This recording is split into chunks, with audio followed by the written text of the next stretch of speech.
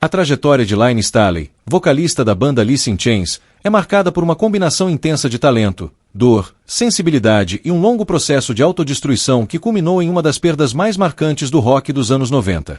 Layne sempre foi descrito como alguém profundamente sensível. Desde cedo, carregava uma espécie de melancolia silenciosa que, mais tarde, se tornaria a assinatura emocional de suas letras.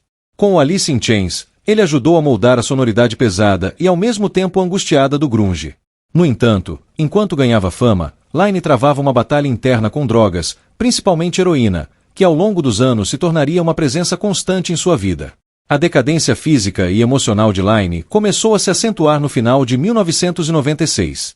A morte de sua noiva, Demri Parrott, em outubro daquele ano, foi um ponto de ruptura. Demri também lutava contra o vício e problemas de saúde graves. Layne, já fragilizado pelos próprios excessos, nunca se recuperou dessa perda. Amigos próximos relataram que ele se fechou ainda mais, interrompeu boa parte de suas atividades artísticas e evitava qualquer exposição pública. A partir de 1997, o isolamento de Layne tornou-se extremo.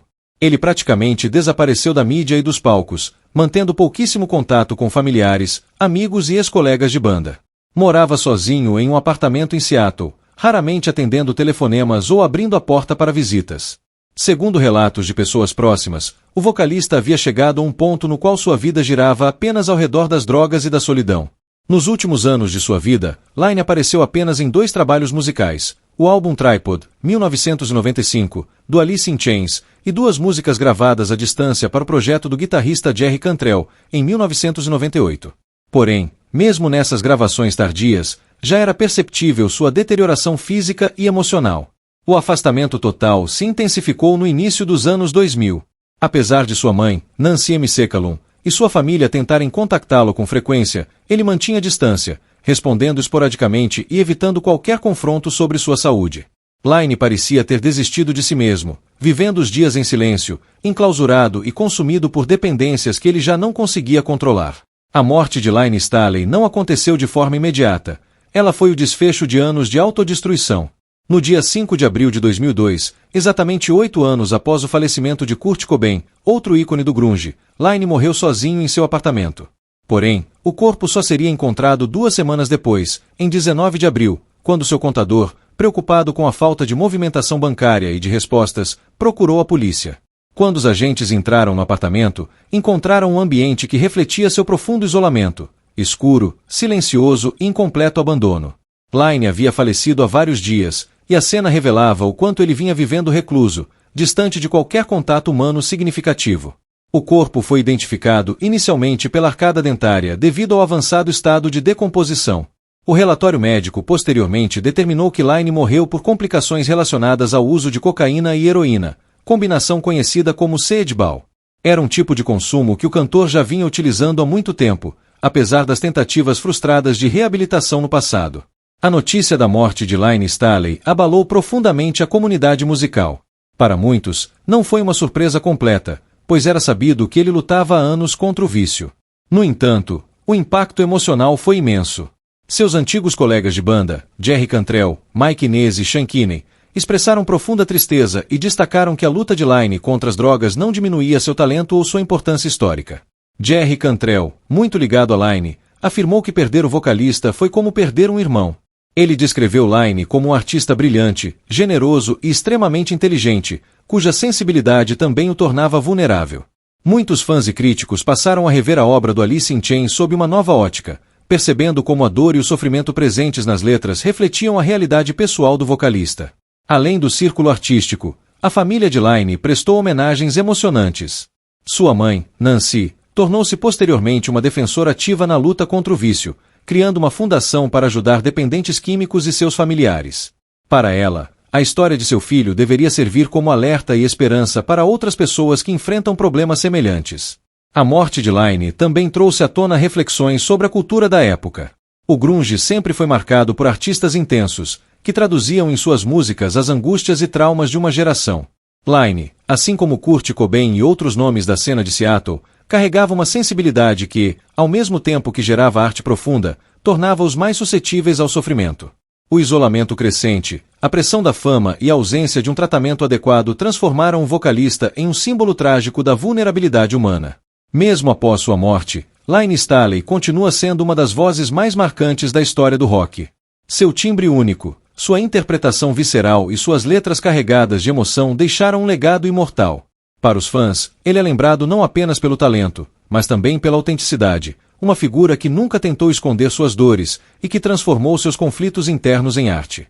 Após a descoberta do corpo de Line Staley, em 19 de abril de 2002, a notícia rapidamente se espalhou pela mídia, gerando uma onda de choque entre fãs do mundo inteiro. A forma como a informação se tornou pública refletiu o clima de tristeza e desconforto que sua morte provocou. Não houve coletivas de imprensa, declarações grandiosas ou homenagens imediatas. Tudo aconteceu em silêncio, de modo quase tão discreto quanto a vida que Line vinha levando nos últimos anos. Era como se até o anúncio de sua partida carregasse a mesma aura sombria que cercava seu isolamento. A cidade de Seattle, que havia sido o berço da ascensão de Line, também sentiu fortemente sua morte. Aquela geração que testemunhou o surgimento do grunge na virada dos anos 80 para os 90 viu mais um de seus pilares ruir. A sensação era de que um capítulo definitivo se fechava. Em cafés, lojas de discos e bares alternativos, murais improvisados começaram a surgir com fotos do vocalista, letras manuscritas e mensagens de despedida. Para muitos, a morte de Line foi a confirmação trágica de uma ferida aberta desde a perda de Kurt Cobain. Apesar do impacto emocional, a família optou por uma cerimônia íntima, longe da imprensa. A despedida contou apenas com os familiares mais próximos e alguns amigos de longa data. Como Line havia passado anos afastado, muitos dos que o admiravam não tiveram a chance de se despedir presencialmente. Ainda assim, o carinho dos fãs tomou forma em vigílias espalhadas por várias cidades dos Estados Unidos e da Europa, refletindo o alcance internacional de sua voz. Nos meses seguintes, começaram a surgir detalhes sobre a rotina de Line em seus últimos anos. Pessoas que tinham contato esporádico com o vocalista descreveram que ele passava boa parte do tempo assistindo a filmes, jogando videogame e ouvindo músicas antigas. Ele evitava o exterior não apenas por causa das drogas, mas também por uma aversão crescente à exposição pública. Sua aparência física debilitada alimentava ainda mais o desejo de não ser visto. O apartamento onde viveu seus últimos dias passou a ser lembrado como um espaço que simbolizava solidão extrema, um local onde o tempo parecia ter parado. Embora a morte de Line tenha sido atribuída oficialmente à combinação de heroína e cocaína, muitas pessoas próximas acreditavam que o desgaste emocional acumulado ao longo dos anos foi igualmente determinante. Sua vida havia se transformado em uma sequência de perdas, lembranças dolorosas e pouca esperança de recuperação. O vício, que começou de forma casual no início dos anos 90, se transformou em uma fuga constante da realidade e, por fim, na única companhia que restou. Mesmo sem estar ativo artisticamente nos últimos anos, Line continuava sendo uma referência musical para inúmeras bandas. Após sua morte, músicos de diversas partes do mundo prestaram homenagens emocionadas. Entre eles, Chris Cornell, Maynard James Keenan, Corey Taylor e vários artistas da cena alternativa dos anos 2000. Suas letras profundas e seu timbre inconfundível influenciaram gerações inteiras, e continuam influenciando. O Alice in Chains, banda que Line ajudou a elevar ao status de gigante do rock, enfrentou um período difícil após sua partida. Jerry Cantrell, profundamente afetado pela perda, passou anos sem sequer considerar a possibilidade de prosseguir com o nome do grupo. Ele afirmou diversas vezes que Line não era apenas a voz da banda, mas também a alma emocional que dava sentido a todas as composições. Entretanto, com o passar do tempo, Cantrell percebeu que manter o legado da banda vivo seria uma forma de honrar a memória do amigo. Foi somente em 2006, 4 anos após a morte de Line, que o Alice in Chains voltou aos palcos com William DuVall nos vocais. A volta da banda dividiu opiniões, mas muitos fãs entenderam que a intenção não era substituir Line, algo impossível, e sim preservar a história construída ao longo dos anos. Durante as primeiras apresentações após o retorno, era comum ver homenagens no palco, com fotos de Line exibidas nos telões e discursos emocionados de Cantrell sobre a importância do antigo vocalista. O impacto da morte de Line também foi sentido na discussão sobre dependência química na indústria musical. Seu caso se tornou símbolo de como vícios prolongados podem ser devastadores mesmo quando acompanhados por tentativas de tratamento. Organizações e palestrantes que trabalham com prevenção ao uso de drogas frequentemente mencionam sua história como forma de conscientização, não por sensacionalismo, mas pelo alerta que ela representa. A própria família de Line se dedicou a apoiar iniciativas de recuperação e apoio emocional, buscando transformar a dor em algum tipo de esperança para outras pessoas. Nos anos que se seguiram, a obra de Laine ganhou ainda mais reconhecimento. Álbuns como Dirt e Jar of Fleas passaram a ser revisitados por novos fãs que nasceram depois da morte do vocalista. Letras como Nutshell, Down in a Hole e Stay Away passaram a ser interpretadas como janelas para sua alma, reflexos de sentimentos que talvez ele próprio não conseguisse expressar completamente em conversas, mas que encontravam forma perfeita na música. Com o advento da internet e documentários sobre o grunge, a figura de Laine ganhou ainda mais destaque.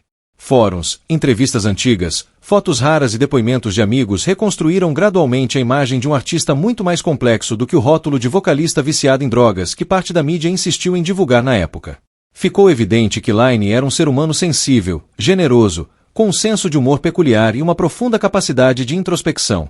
Hoje, mais de 2 décadas após sua morte, Laine Staley permanece como uma presença espiritual dentro da música alternativa. Sua voz, marcada por dor, força e vulnerabilidade, continua a emocionar milhares de pessoas.